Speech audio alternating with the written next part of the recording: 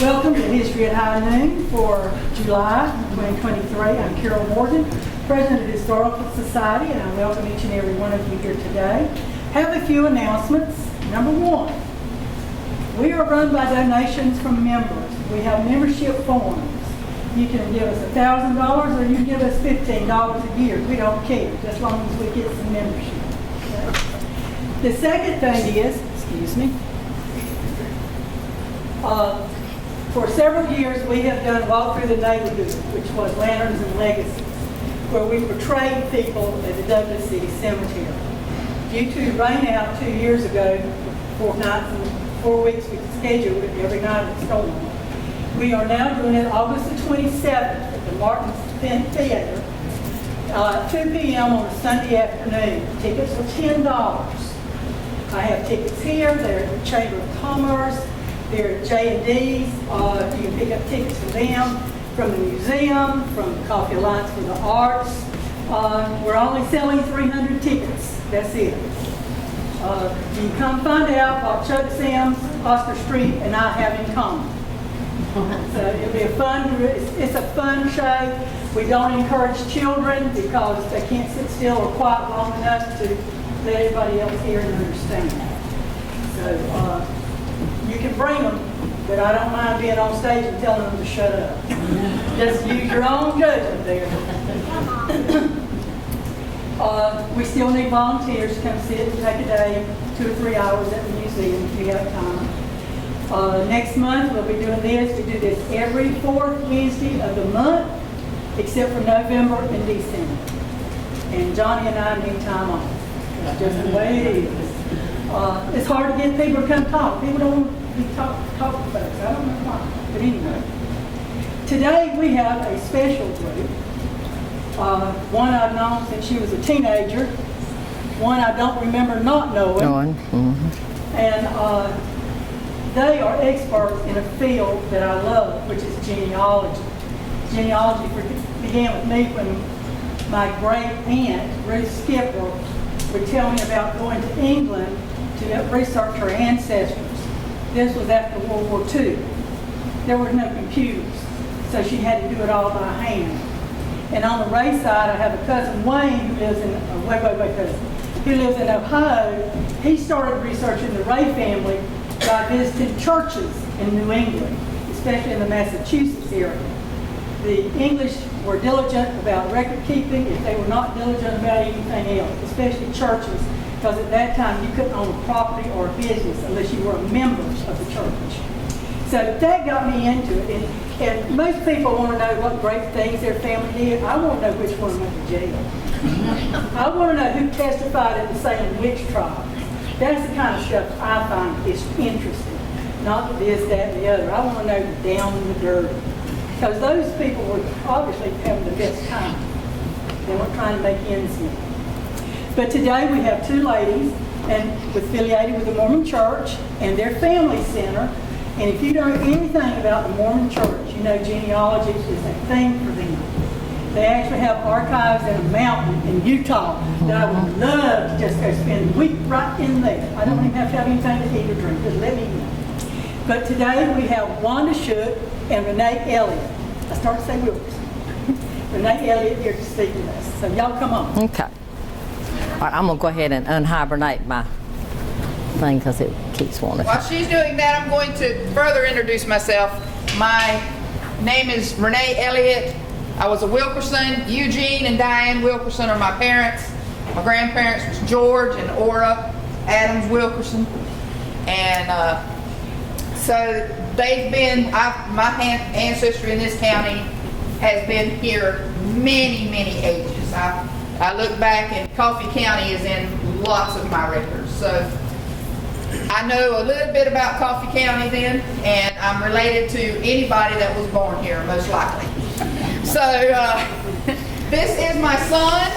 Yes, he is a wonderful surprise in our family of 2 boys. And I do love to play games. And he loves to talk. And he's just like his mama. I don't love to talk. Just talk.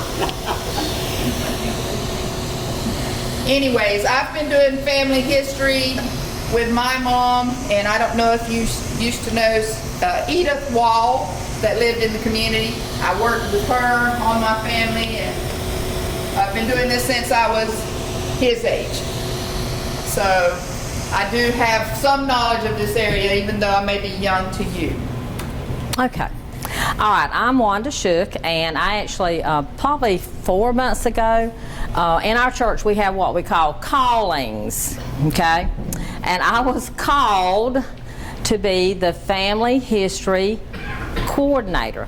That means that I make sure that we have someone available to help people who come to our Family History Center. Now let me, those of you that are educators, do you remember learning about the bell curve? Okay? Right now, I have finally got on the line on the left side, okay? I wasn't on the line to begin with, okay, but I am now on the left side. I just got over there. When we talk about Renee, you know, she's off the line on the right side, okay? So fortunately, Renee has been my sidekick, because honestly it has been a work in progress.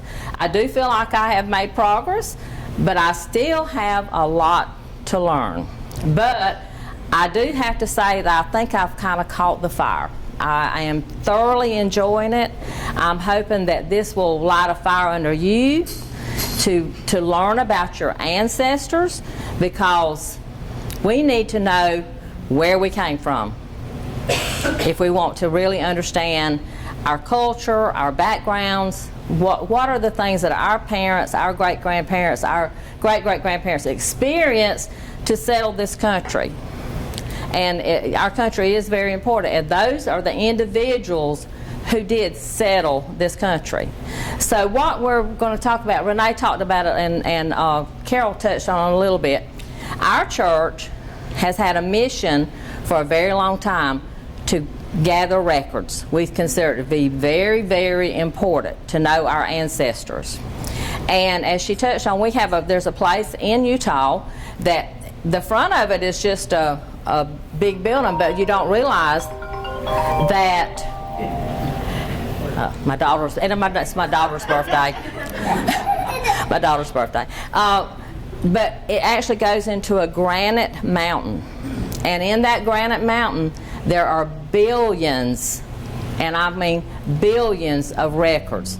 And for instance, Renee was sharing with me that one of her sister-in-law's mother and father went on a mission for the church, and one of the missions was to go to Arkansas, and their job was to go and copy records in the courthouse every day so that they would be accessible in this depository. A little bit about the family history, the family search that we're going to talk about today. It is a nonprofit thing sponsored by our church. It is available to all of you free. And the good thing about it is because we are the depository probably of the most records in the world. We have a reciprocal connection with Ancestry.com. If you join this allows you to have access to their records, because in turn they are allowed to have access to our records.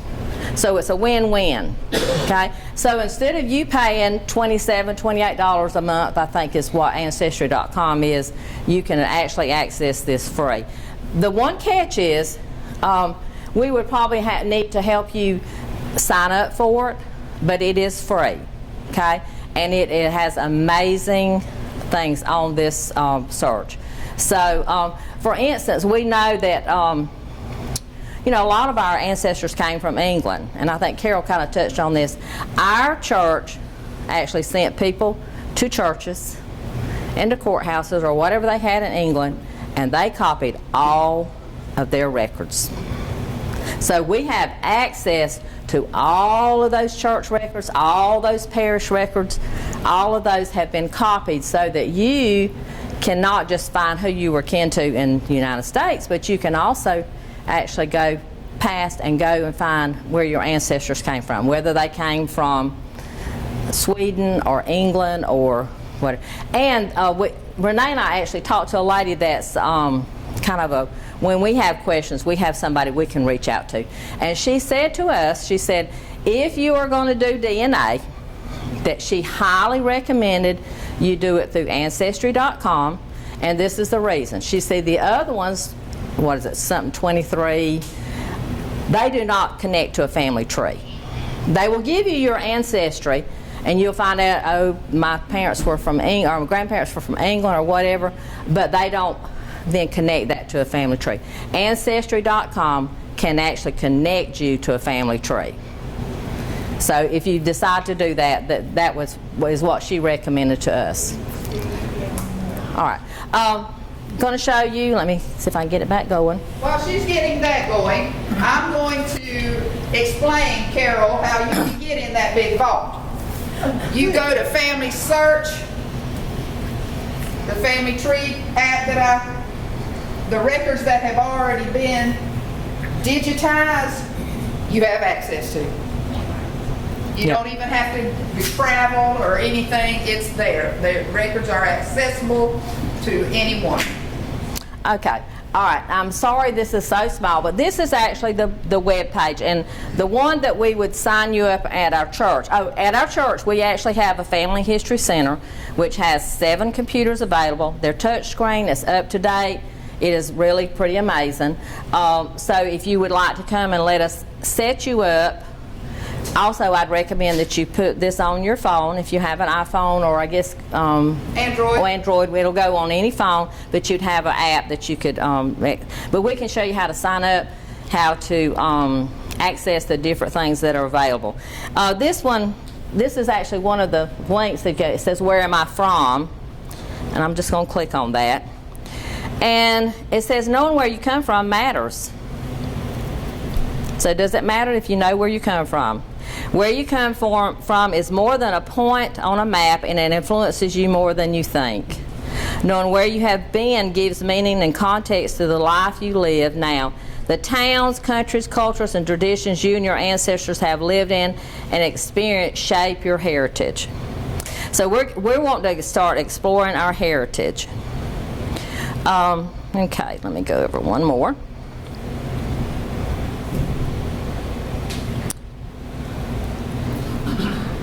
All right, I want to show you. All right, for instance, this is one of the neat things that you can do if you have this account. Let me sign in real quick. This is, because this is my information, this tells me that I am related to George Washington. And I can click on George, oh George, good George, and this shows where. This is my daddy, my granddaddy, my great-grandmother, and it goes all the way up. Let me show y'all. And shows where I am related to George Washington. He is my first cousin, 9 times removed. All right, Renee, explain to them what you mean when you say, once removed. That's always been kind of puzzling to me. What does that mean? So let's say that we have the same grandparents, and then our parents are siblings. That makes us first cousins. All right? Then my child is one more step down from her.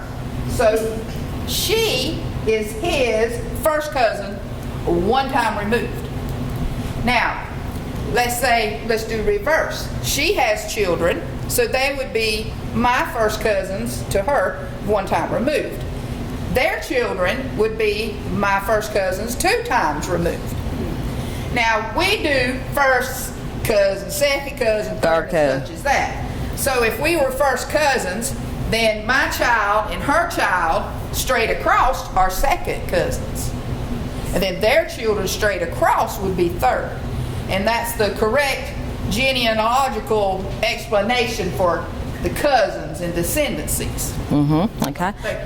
So anyway, so you can see that George Washington, actually, he was my first cousin 9 times removed. So is that not pretty neat? So this is one of the things that you would have access to. All right. Let's see. I'm related to Zachary Taylor, to James Madison, Thomas Jefferson, William Henry Harrison, Franklin Pierce, Calvin Coolidge, Rutherford E. Hayes, Ulysses S. Grant, John Tyler, and when you click on that, it shows how you are related to them. It's not just, oh, I think I'm related to George. Well, no, it actually shows your line that where you have that common thread of the same ancestors. All right, it also gives you, I'm going to go kind of past this. Not only does it have leaders, it also has inventors and scientists. Samuel Morse, Eli Whitney. Or let's see, Eli Whitney, since he was a Southerner, let's see how I'm related to him. He is my 4th cousin, 6 times removed. So if you'll see here, that William Hager and Mary Bennis were our common ancestors, and then see it goes down to him, like that. Okay? All right, and then also, for those of you that might be, let's see, we also have entertainers. And I don't know if I am related to, I'm related to Mark Twain, Marilyn Monroe. All right, let's see how I'm related to Marilyn.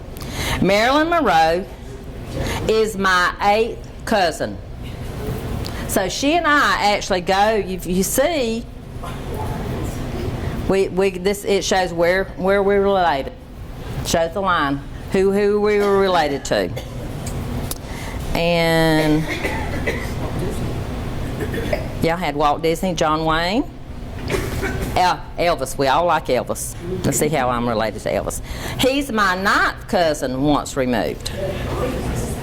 Okay, so you see, it shows exactly how we're related, where our common ancestor was. Our common ancestor was Peter Massey and Penelope Ashley Cooper, and then that's where it comes apart. Okay. All right. Now, just to give you a little explanation of how this is possible, people like yourselves have entered the family history of your families into this big tree that is online, that is free to access, called Family Tree. And the church is encouraging everyone to be a part of this big family tree.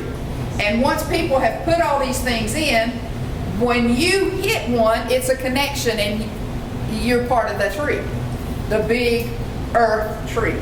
Mm-hmm. And it is a wonderful thing to put in a relative and then from that point connect to hundreds of ancestors you never knew. Now, you say, how do I know that's true? Well, you now have something you can go and research. Before, you may not have had anything. You can go and verify the information yourself. And if you find something that there's discrepancy, by all means, you are welcome to go in there, change it, and say why this was inaccurate. Because we want to be accurate. Mm-hmm. And that's why we encourage everyone to download the Family Tree app. And on the phone, it's a little crunched, but on the computer, it's very easy to say. This is kind of hard to. And if you have a problem managing it, you can ask for help. And if you ask in the right location, it'll give you my phone number. But I can give it to you anyway. Because I know this program, and I can, most of the time, tell you what you're doing or what you need to do next. Okay. All right, I've asked a friend of mine, Donna Childress. She's going to come. Donna actually signed up. Has it been 2 months ago, probably? Okay, she's going to come up and talk about what her experience was as far as us setting up her an account. I don't know that I need to come up because my mouth's big enough to understand up. We're recording. Donna, come up. Come on.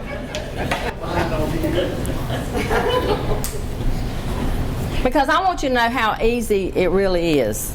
They invited me because Wanda didn't want to be the last person on that bell curve. Exactly. I wanted company, okay? Wanda and I have been friends since first grade, and that, you know, that's been a few years. But a few years. A few years, yeah, we won't say. But so I started coming, and Renee quickly learned that I was the dunce of the group. But any problems I get into, Renee can get me Exactly, out of. exactly. And Wanda's getting better. I bragged on her yesterday. She's really learning a lot. So she's moving a lot faster than I am on that bell curve because I'm still in the pre-primer. But I love it. And like Carol said, she was most interested in the witch trials and who did the bad stuff. When I found out I was kin to Elvis Presley, that was just all it took. I don't care if I'm kin to George Washington, but I'm kin to Elvis, and I'm also related to Johnny Cash, so, you know. And I wasn't, so. That's all I needed. And I'm also related to Edgar Allan Poe, so, you know, we have some similarities possibly. But the ease with which I've been able to start entering my information and click on a little button, and all this stuff just opens up to me because other people have already done it. And it's been quite amazing to me. Now, when I first started, I also got on there and I said to Wanda, well, it says right there that my uncle died in 12 years ago. 12 years ago. And Renee said, well, do you know that? Because we can change that if you know that. And I said, I just spoke at his memorial service Saturday. You know, so yeah, I know that he didn't die 12 years ago. And we were able to send a message and change that information relatively easy. And yesterday when I worked with Wanda, I got a message back from the lady who had entered that misinformation, and she thanked me for correcting it. You know, that's how easy it is. But I'm not sure that I can give any other really valuable information. The one thing I think that was amazing to me, because my family has done a lot of genealogy, so when I put my basic information in, I connected to a lot of people because my mother was big in genealogy. I had an aunt, I had a lot of people. But when we put Donna's parents and do we even have to put your grandparents' name in? We did put my grandparents in. And all I needed, just to show you how simple this is, all I needed was the date of their birth and death and where they died. Yes. I mean, yes, that's all the information I had to put. I didn't have to know hospitals and all that kind of stuff. And it opened, it immediately connected her to a long line without her having to do anything else. For instance, I brought, if I could say this, because I'm going to sit down in a minute and get out of Johnny's way, out of his camera view. But yesterday, I first of all, I get so excited about it, I don't know which part of my family I want to look for. Because, you know, and I do have some common cousins and all that, so that might be why I'm that low on the bell curve, because I have some relatives that are kin to each other, you know, but on both sides of my family. But I brought one of my granddaddy's parents from Scotland. Yes.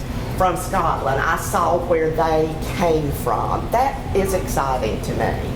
And yesterday, just yesterday, you know, Greg and I, my husband and I, have been watching 1883, and that westward, that whole westward movement is so interesting to me because I grew up in a time when we barely had the Oregon Trail on a little pitiful computer. You know, we didn't have what's available to us now. So I'm traveling the Oregon Trail with Tim McGraw and Faith Hill right now, loving it. And yesterday, Wanda helped me to find that I had a great, some probably all kind of removed, I don't understand all that, but I found somebody who went to Utah on the trail in 1880s, and she was one of one of 7 wives of one of the westward explorers, one of 7 wives, and she had 10 children. That man was responsible for replenishing the earth. But finding, one of the most interesting things I've done too is you can find, I've read some of my great-great-grandparents' wills. I even found one of them's grave at Rocky Pond Cemetery that I didn't even know was there. Yeah. So- And speaking of that, that's also a excellent resource, is the Find a Grave. If you are not already signed up for that, that is an excellent. And I told Renee, somehow or another, and I have looked and looked, and I cannot figure out how it came to me, but I had a message that said to me, okay, I know that I have grandparents, great-grandparents, and great-great-grandparents buried in Antioch Cemetery, which is in Kirkland. I got a message saying, oh, you have 41 family members buried in Antioch Cemetery, and it listed who they were and what their relationship was. So I think it was something through Family Search, but I have not been able to find it. But I'm gonna find it back. And and it also told me who I was related to in the Douglas City Cemetery. I had one at Rocky Pond. I had one at Chatterton, Holiness Baptist Church Cemetery. Several that I had no idea that I had those relatives were there. And it showed me how one of them was like my great-granduncle, So it's amazing what you're able to do. In fact, another neat thing that the Family Search does, a lot of this is on computers. Computers are smart. Okay, one of mine says Benjamin Watson. We think we found something about Benjamin Watson. I thought, okay. So I went and clicked on it. Well, sure enough, he's my great-great-granduncle. And they had found a reference to when he applied for Social Security in 1940. So, and it showed his daughter helped him apply for it because she was the one that, and he applied, and he actually died a couple of years later. But that information is available. When you go into this, it'll show you where did they get the source for this information. Did they get it from a census? Did they get it from Social Security? Did they get it from graves that have been recorded? Where is the source for that information? And on the side of that person, it will list that thing. And a lot of times it will have things like wills, and you can click on that and see that actual document that was written for that person in the 1800s. She has opened up a world of knowledge to me. I'm so thankful for her church and for the work these ladies have done. And I'm also most grateful that I've been able to make her feel better about her own intelligence. Okay, all right, so Renee and I are open for questions. What would y'all like to know? First of all, do you want to know where the Family History Center is? Okay, Greg. Well, my grandfather was Blackfoot. Right. Notre Dame, and we can't get any information on him. What inhibits us from finding that information? They didn't keep up with it. Right? A lot of it is that, Greg, honestly. And from what I understand, Ancestry.com, from what I've read about that, they are actually right now trying to collect enough DNA that they can actually categorize, go into reservations and getting people's DNA to try to see if they can connect people to, because they know that they're related to, there's full shows that they're related, but they don't have enough DNA in their bank, you might say, to say that. Yeah, I talked to me 23 on the phone finally after a while, asking me why it doesn't even show up my lineage at all. I said, I know my parents. Yeah. Buried right here. Yeah. They just said they don't have any information. And They show me blood. right, exactly. Show me blood relation. Exactly. And that's happened with a lot of people. There's people, a lot of the Cherokee, that in their ancestors, they got records where they were married to a full-blooded Cherokee, and then they got sent to Oklahoma, or some of them stayed. They can't find DNA. But they know they were, because this person has this name like Morning Blossom and it's obviously they were Cherokee. So that is a problem, and I think that's something that's over time will get better because of people being willing to donate their DNA and be able to.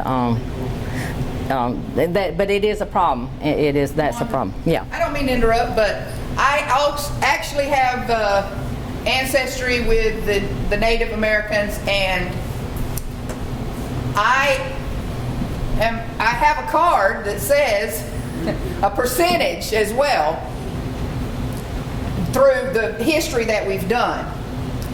To get into the Indian records, because there are Indian records, because the United States of America made sure they wrote down people's names that they were given at that time. You have to have documentation to get to them. But once you get to them, then you do have access. It is getting easier and easier to do that as time passes, because one of the things that you will find, you cannot find living people in family tree. Right. That is personal history, personal people Information. living. You don't find living, you only find deceased. So if you put your husband, your spouse, your children, your grandchildren, and you upload photographs and upload documents, baptismal certificates, Cub Scout, Boy Scout certificates, marriage licenses, things of that nature that is historical value, no one will see that until that person is deceased. Okay. So a lot of the thing is we want to make sure that we give respect to those who are deceased, and that the Native Americans have loads of respect for their deceased. You don't go on their ground, you don't do lots of things. So there are some people in Coffee County that have done research. Tony Robertson, you may know him. He has done lots of Indian, Native American research. This is why I call her the guru, because she knows these kind of questions. Okay. I am 1/8 Cherokee through Mama. I can go to Cherokee, North Carolina, present my card, and my name is Rising Fawn. And I don't have to pay sales tax. I don't have to pay for a doctor's or a hospital visit. I get a discount at the hotels because I'm a member of the Cherokee tribe. Okay. That's the thing, we weren't even able to authenticate that we were. We have good documentation because Mama's granddaddy was a riverboat captain and he did business with the Cherokee. That's how we did. But we can definitely start working on that, Greg. Yeah. And, Let me ask you something. How about African Americans? How hard is it to find? Renee, I'm going to let her answer that because, like I said, I'm the novice here. The church years ago kept records when other people would not. There is called the Freedmen Bank Okay. records. There were free men who had bank accounts years ago, and they would upload and save their records to this bank. We have in the church we have taken and digitized all those records. So if you can get back to some of those as your kin, then it will help. Also, we do have records from different countries. Africa, Argentina, Bolivia, all over the world we have records. And we will help you to the best of our ability to get to someone who has further knowledge back. And the good thing about this website, it actually has links to a lot of search engines that can help you look for stuff. In fact, Renee and I found the other day we were looking for something, and it actually showed us, we were looking to see what was available. And one of them was they actually had the book where you could turn the pages and look through that book. So there's lots of resources available through this app.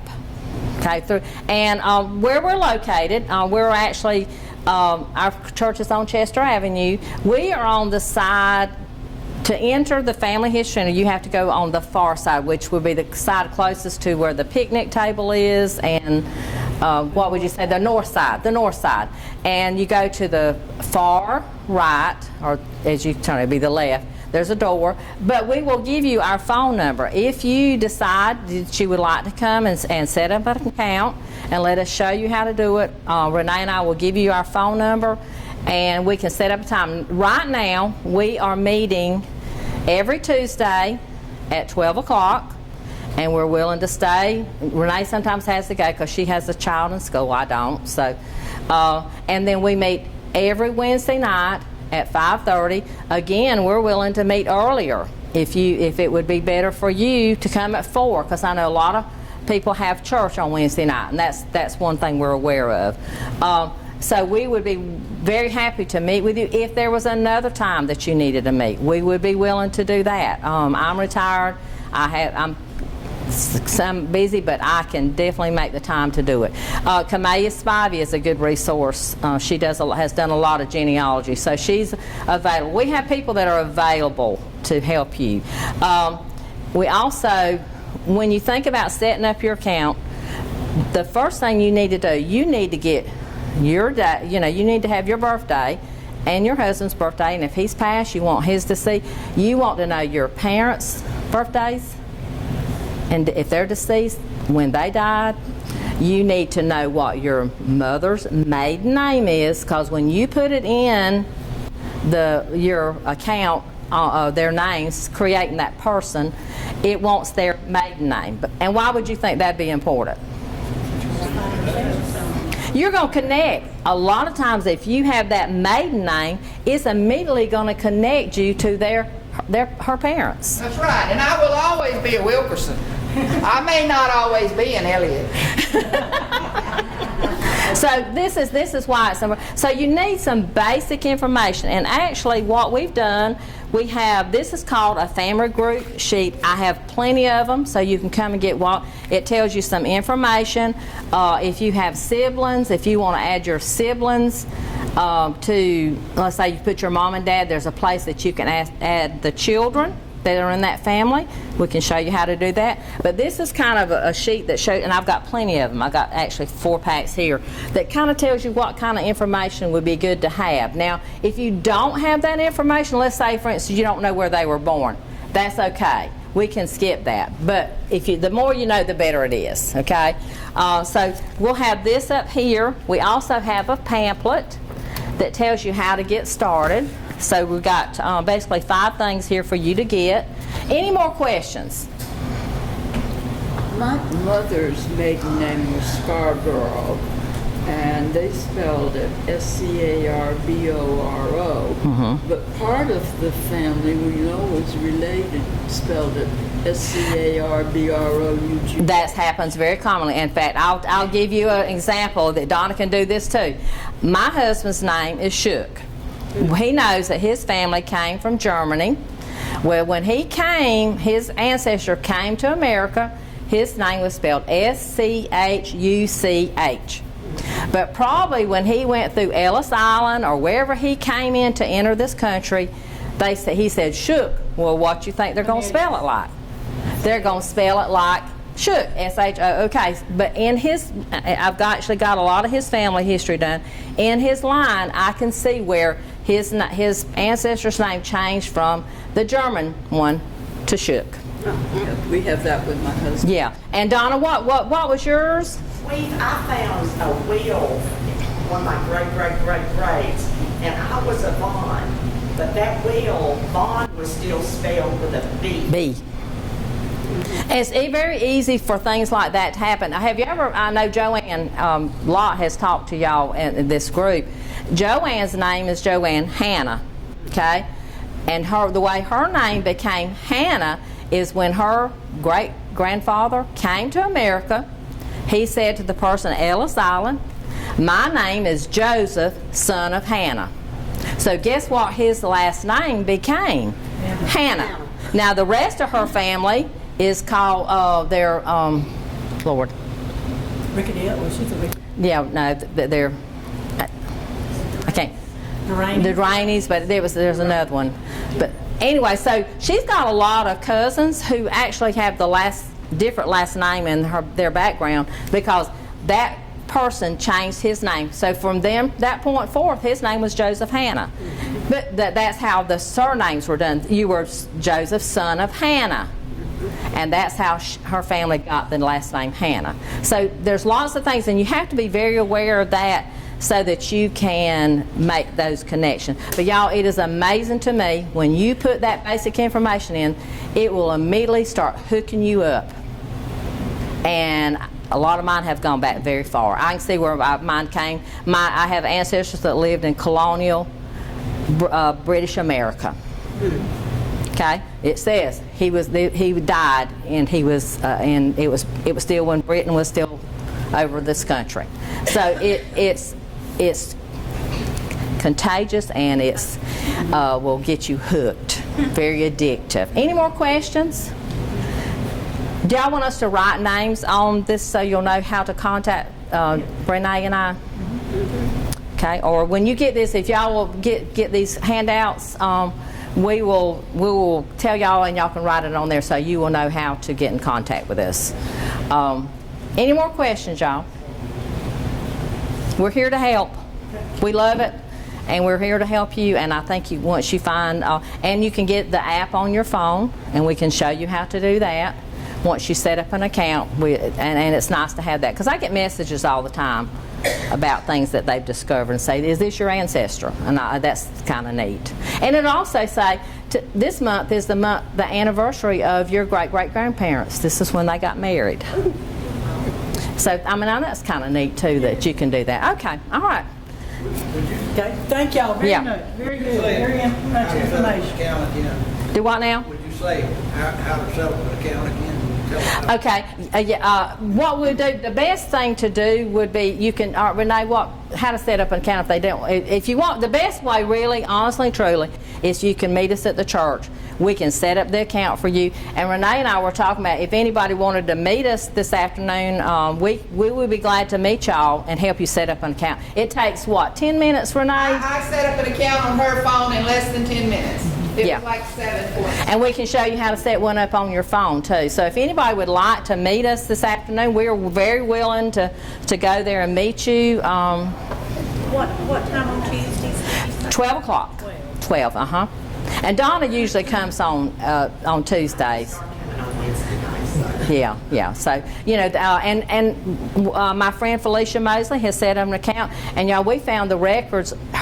Some of her ancestors come from Antigua, and they were Portuguese background, and it says that we found the actual Ellis Island where he came in, and it said he was 16 years old, and he was a butler. How neat is that? So we're going to actually try to help her to go back to Antigua and find where his ancestors are from. It's like you have to be willing to. It's a puzzle. It's a puzzle. Thank you, Wanda and Renee, for your program today. We really appreciate it. I do have a little bit of advice from somebody that started before and didn't know what I was doing. Get you a notebook. Yeah. Write it down. Every person has a name. That way, when you want to double check something, you ain't got to scroll through. You've got it right there. And second of all, document. Because I had several Ray cousins doing research, and boy, did they screw up. Because they went with what they were told. And you can't do that. Exactly. You need to have a record. Yeah. It is fun, and it is addictive. It is Because addictive. if I get started and I'm keeping my grandson, I stop and start so much I forgot what I was doing. So those are just things to hope to see you all next month. Thank you for coming. Don't forget to get your handouts here.